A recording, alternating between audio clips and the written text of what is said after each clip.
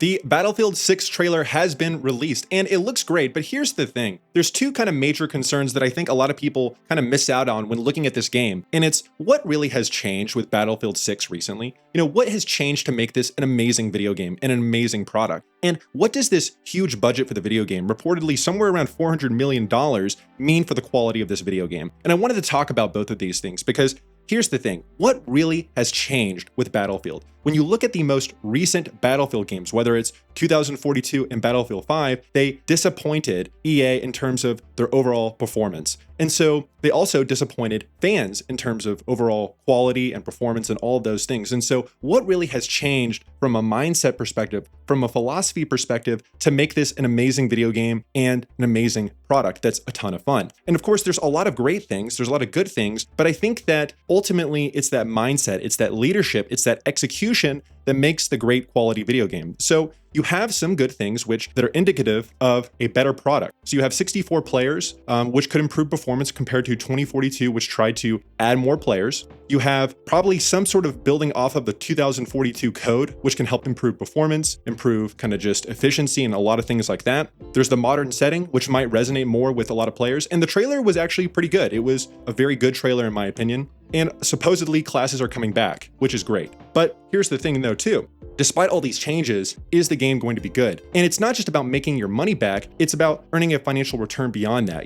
If you look at a lot of the most kind of successful Battlefield games, these games did really well, but I think that there was a different mindset when these video games were made. And they also kind of have a little bit of a different component behind them. So, Battlefield 3 it had this more of a cultural component behind it. It really took Battlefield into this kind of more modern age where things were more realistic. It kind of ramped things up a lot. And Battlefield 1 was kind of a more unique concept. And so with Battlefield 6, what is the cultural component? I think when you look at this huge budget, it seems like EA wants to kind of hit that home run. They want this to be this huge experience to make a lot of money off of it and for it to be this kind of thing that earns a lot of revenue into the long term and is this kind of longevity aspect, whether it's like a Fortnite, a PUBG, a Call of Duty Warzone, something like that. And so I think EA wants to do that. You see that this has been their most ambitious Battlefield game. It's got a huge budget to it, but all the Battlefield games have a huge budget. But like I said, when you have this huge budget, you have to make this mass appealable. You have to appeal to as many people as possible, and then you probably have to supplement that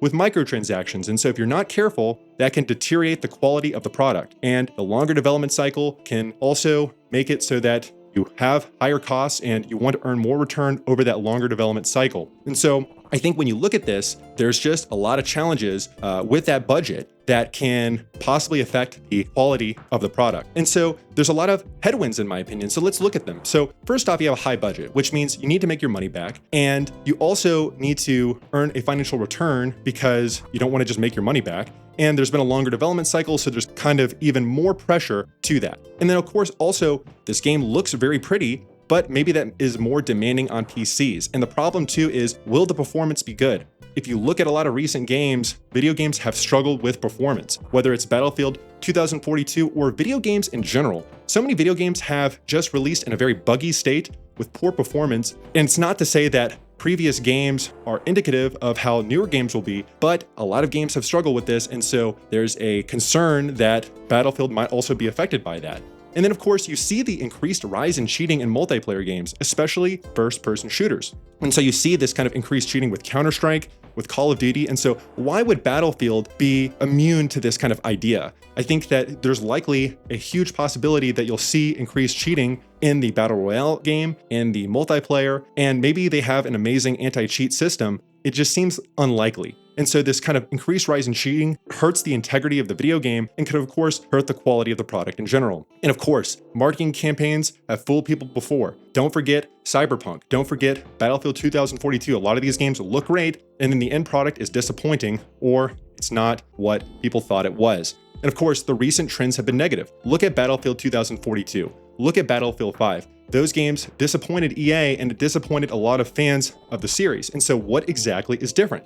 Is there a structure with which the company operates to make the video game a higher quality product, a more fun product? Is there a different mindset with which to develop the game behind a core philosophy? I think that's the ultimate driver. And you can have this amazing trailer, you can have these incredible marketing elements, but that doesn't necessarily mean that the game is going to be a success. It doesn't mean that the game is going to be fun. And I think that's the great concern. When you look at a lot of these older Battlefield games, whether it's Battlefield 3 or even before that, like Battlefield 2, 1942, there was kind of a different philosophy with which these games were made. And when you have this kind of pressure with this high budget, this extreme budget where you have to earn your money back, and of course, this kind of mindset, this expectation to try to hit that home run, that grand slam, it changes the way that you build the video game. It changes your mindset with which you build and design things. And so that's, I think, the great concern here is this going to be great?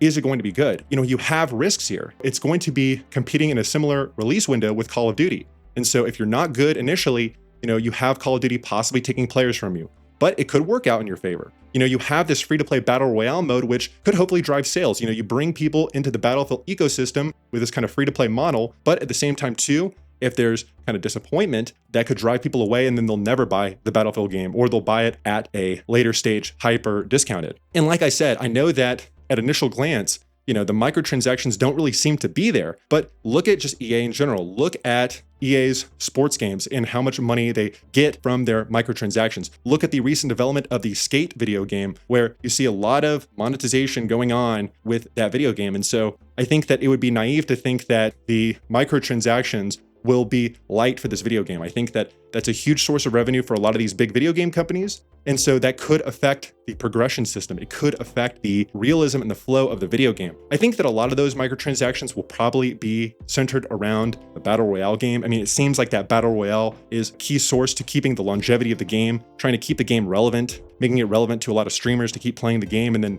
the Battlefield experience will be kind of more core to itself.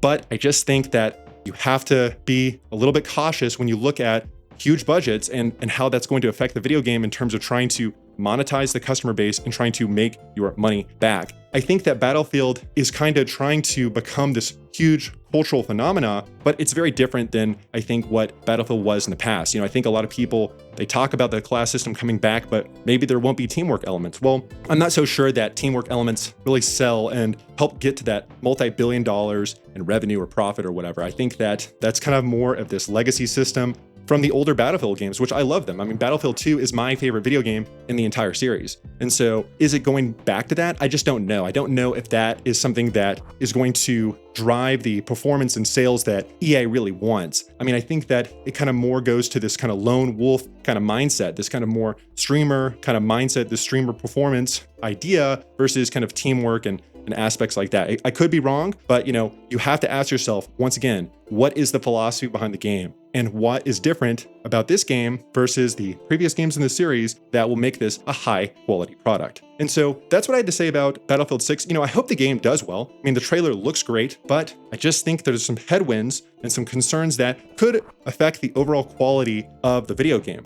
And so if you like this video, I do a lot of video game analyses and reviews on my channel. Check it out and let me know what you think.